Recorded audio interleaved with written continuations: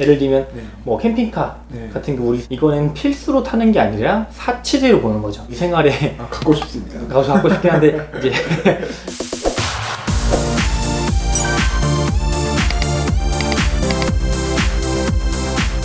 안녕하세요. 저는 텍스 이슈의 김사현 세무사 유원식 세무사입니다. 오늘은 많은 분들이 좀 관심 있는 주제 다뤄보려고 하는데 사업하시는 분들이면은 한 번쯤은 들어보셨을 거예요. 네. 업무용 승용차에 대해서. 그래서 이게 어떤 개념인지 또 세무적으로 어떤 이슈가 있는지 네. 더불어서 저희가 차량 선택할 때 조금 팁까지 같이 드리려고 합니다. 이제 업무용 승용차가 뭐냐부터 이제 들어가야 되겠죠. 어떤 거죠? 업무용 승용차는? 자동차와 관련된 세금을 설명드리기 위해서 세 가지 용어를 좀 알고 계셔야 돼서 설명을 드리겠습니다. 먼저 첫 번째로는 방금 말씀 주신 업무용 승용차가 있고요. 두 번째로는 개별 소비세 과세 대상 승용차라는 개념이 있고요. 세 번째로는 영업용 승용차가 있습니다. 그 중에서 가장 먼저 좀 설명을 드려야 되는 게 개별 소비세 과세 대상 승용차입니다. 이게 어떤 개념이죠? 개별 소비세라는 거는 세금이죠. 결국에는 좀 생소하실 수도 있고 익숙할 수도 있어요. 어떤 거냐면 개별 소비세거든요.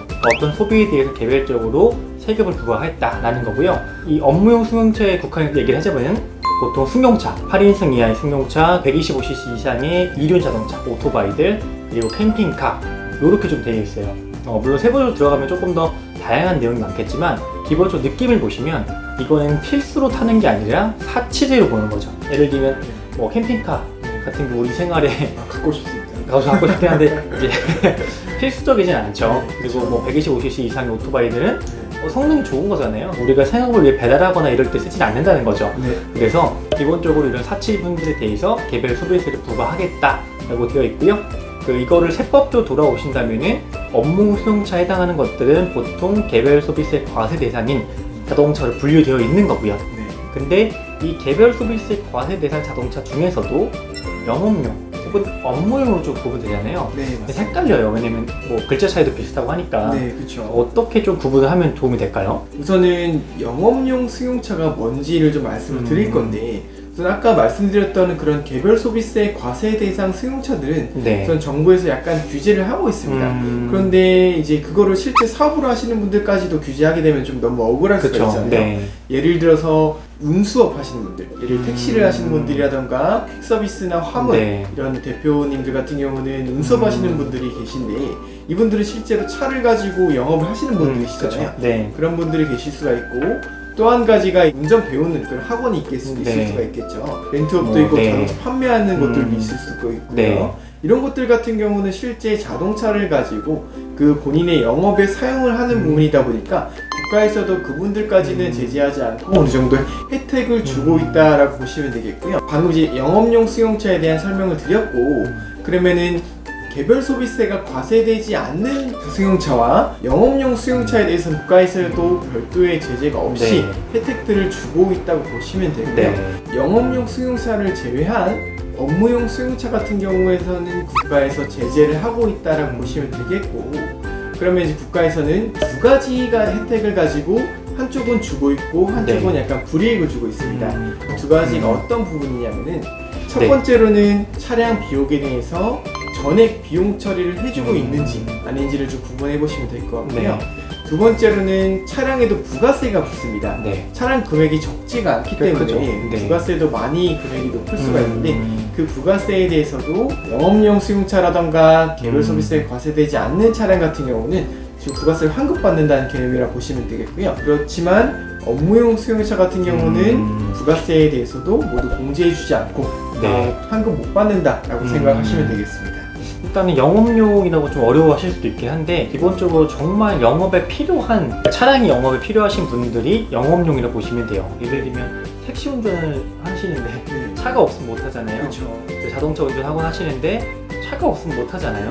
근데 예를 들면 저희 같은 세무사들도 출장을 다니는데 사실 차가 없어도 가능은 하죠. KTX나 뭐 자전거 가능하기 때문에 업무에 필수적인 건 아니에요. 이런 것들은 이제 업무용. 근데 영업에 꼭 필요한 것들은 이제 영업용으로 이제 구분하면 조금 편할 것 같고요. 그리고 개별 소비세 과세 대상 자동차 아까 제가 말씀 못 드렸는데 적용받지 않는 것은 대표적으로 어떤 게 있냐면 9인승 이상 승합차라든지 이제 포터 같은 트럭 그리고 1000cc 이하의 자동차 모닝이나 뭐 이런 경차들은 개별 소비세 과세가 되지 않기 때문에 결론적으로 업무용 수용차 제재를 받지 않아요. 그래서 만약에 이 영상을 보고 계신 분이 만약에 난 스타렉스 9인승 이상을 사고 싶은데 네. 고민하고 있다라고 하시면 사실은 오늘 이 업무용 수용차 관련 영상을 안 보셔도 괜찮아요. 그래도 구독과 좋아요 필수. 네. 그렇게 보시면 되고요.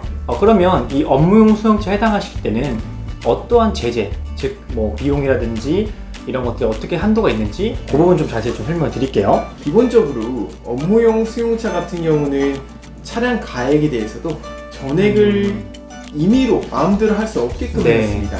저는 그 차량 금액에 대해서도 1년에 한 해에 1,500만 원까지 그 비용 처리를 할 수 있게끔 해놨는데 그 중에서도 구성을 보면은 차량 가액 그 자체는 800만 원까지 비용 처리가 되고요. 네. 그 차량 가액을 제외한 차량 관련된 비용도 있습니다. 뭐 대표적으로 보험료가 있을 수가 있고 차량 수리비, 뭐 기름값, 유류비라던가 네. 뭐 이런 것들이 전부 다 들어갈 네. 수가 있겠죠. 자동차세도 그렇고요. 이런 것들을 모두 포함해서 700만 원까지 네. 800과 700으로 보시면 되겠고요.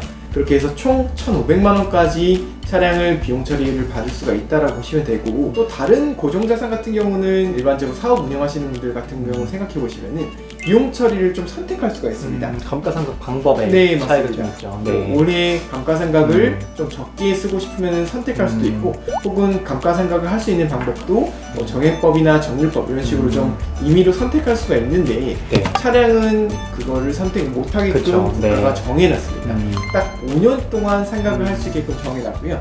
또 하나가 정액법이라는 딱 정액법이죠. 5년 동안 네. 균일하게 떨어지는 방법으로 선택을 할 수 있게끔 강제로 해놨고, 또한 임의로 올해는 뭐 감가상각 안 쓸래요 이렇게 못하게끔 딱 해놨다고 보시면 되겠습니다. 그러니까 뭐 쉽게 이제 좀 국가의 생각을 저희가 역산해 보면, 그러니까 5년 정액법에 연간 한도 800이다 네, 라고 했으면은 사실은 5년 곱하기 800 하면은 4천만 원이잖아요. 그렇네요. 그러니까 4천만 원짜리, 그러니까 우리나라로 치면 그랜저급은 되겠죠. 네. 그랜저급 이상을 타는 게 사업에는 솔직히 필수는 아니자, 네. 이렇게 좀 받아들이면 될 것 같아요. 그래서 4천만 원 이상인 차량에 대해서는 조금 제재를 가하겠다 네. 라는 느낌으로 보시면 조금 더 편하실 것 같고요. 이 통행료, 유류비, 보험료, 이 개념을 잡을 때는 차량 관련된 모든 비용이라고 보시면 될 것 같아요. 네. 그게 이제 유지비로 빠져서 연간 한도 700이라 보시면 되고요. 이게 19년도까지는 200만 원이었죠. 네, 맞습니다. 근데 하도 얘기가 많다 보니까 기름만 넣어도 사실 200만 원 그쵸, 1년 넣잖아요. 그래서 그래서 그렇죠. 만약 저희 같은 경우는 그래서 이거를 20년도부터는 700만 원으로 상향이 된 거예요. 그만큼 좀 합리적으로 법이 개정된 거라고 봐주시면 될 것 같습니다. 방금 말씀드린 금액 같은 경우는 차량 한 대 기준입니다. 한 대 기준이죠. 사업장에 네. 차량이 여러 개 있을 네. 수가 있는데, 그런 경우에도 각각 한 대당 금액 800, 700으로. 국가는 절대 그냥 해주진 않죠. 네. 이 업무용 수용차를 내가 사기만 한다고 되는 건 아니거든요. 그래서 어떤 요건이 있는지 간단하게 좀 그걸 보면 일단은 그 보험을 가입을 해야 되죠. 네, 맞습니다. 임직원 전용 운전자 보험이라고 해서 국가에서도 이거는 실제 사업에 사용하는 거 맞니?라고 확인하는 약간 그런 이제 이런 보험은 가입을 해야지 사업에 사용하는 거지라고 이제 그쵸. 인정해 주는 게 네. 있습니다. 법인 같은 경우는 옛날부터 이 제도가 있었거든요. 네. 그 법인 차량 같은 경우는 임직원 전용 운전자 보험을 가입한 의무가 차량에 아니죠. 대해서만 이제 비용 처리를 해주고 있었고요.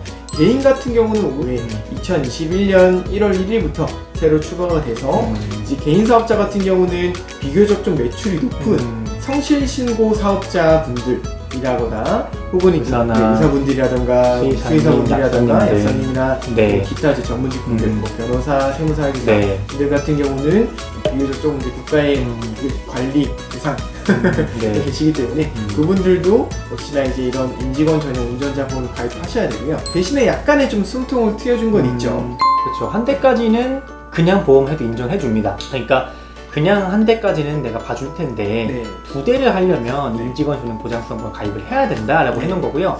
법인은 이제 한 대만 무조건. 네. 근데 개인은 두 대째 붙으니까 어떻게 보면 조금 개인한테 뭐 말 그대로 숨통을 터준 거죠. 네. 사실은 그 법인에 준하에서 기장하는 분들인 거죠. 예를 들면 성실사업자라든지 변호사, 뭐 세계사, 세무사 이런 분들은 네. 어쨌든 법인에 준해서 기장해야 되기 때문에 두 대째부터는 제재를 가하겠다. 대신에 가입을 하지 않아도 네. 비용 인정이 아예 안 되는 건 아니죠. 50%까지는 인정이 되죠. 네. 그것도 어떻게 보면 법인보다는 네. 조금 더 그렇죠. 나은 거죠. 네. 그래서 그렇게 좀 봐주시면 되고요. 두 번째로는 사실은 운행 일지랑 작성을 해야 돼요. 원래는. 근데 실무적으로는 이 운행 일지랑은 작성을 잘 하진 않아요. 그럴 것 네. 왜냐면 운행 일지라는 게 뭐냐면 실제로 내가 어떤 차량을 가지고 몇 월 며칠 날 몇 킬로 탔고 네. 어느 목적에 썼는지 적어야 되는 거예요. 굉장히 번거롭죠. 저 이제는 뭐 차키, 네. 차 타고 가실 때 차키만 들고 가셔야 되는 게 아니라 운행일 적어야지. 오늘 내가 뭐 데이트를 했는지 네. 영업을 갔는지를 다 적어야 되는 건 사실 현실적으로 쉽지도 않고요. 그렇죠. 그리고 또 하나 그렇다고 저희가 귀찮아서지 않는 게 아닌 걸 말씀드리면 네. 사실은 이 운행일지라는 거는 비용 처리를 1,500만 원 이상을 받기 위한 제도 중에 한 개예요. 그러면 총 비용이 1,500만 원이 안 된다면 네. 작성하지 않아도 된다는 건데 왜 그렇게 돼 있냐면 사실은 1,500만 원까지는 운행이 작성하지 않아도 100% 인정이 됩니다. 맞습니다. 근데 1,500만 원 넘어가면은 운행일지 작성해서 업무에 사용한 비율만큼 추가 인정이 되는 거거든요. 근데 사실 이게 실익이 없을 수도 있는 이유는 우리가 1년에 10,000km를 탔는데 전체 업무에 사용한 비율을 보는 거예요. 뭐 예를 들면 10,000km 중에 9,500km가 다 업무에만 쓴 거예요. 출퇴근용으로만. 그러면 95%가 업무 사용 비율이 인정이 되는 거기 때문에 네. 실질적으로 내가 쓴 비용보다 더 인정받을 수도 있어요. 확률이 높아지는 거죠. 근데 대부분의 분들이 이 차량을 가지고 업무에만 쓰진 않는다는 거죠. 현실적으로 어렵죠. 그렇죠. 특히나 개인 사업자분들은. 그래서 현실적으로 인정되는 비율이 적기 때문에 네. 오히려 저는 개인적으로는 노력을 해서 1,500만 이상을 받을 수 있든 받으면 너무 좋겠지만 그런 게 아니라면은 작성하지 않는 것도 하나의 방법이 될 수 있다는 거죠. 네. 네, 이제 그렇게 보시면 될 것 같고요. 운행일지는 잘 선택하셔가지고 유리하면 작성하시고 그렇지 않다면은 작성하지 않는 것도 하나의 방법입니다. 네.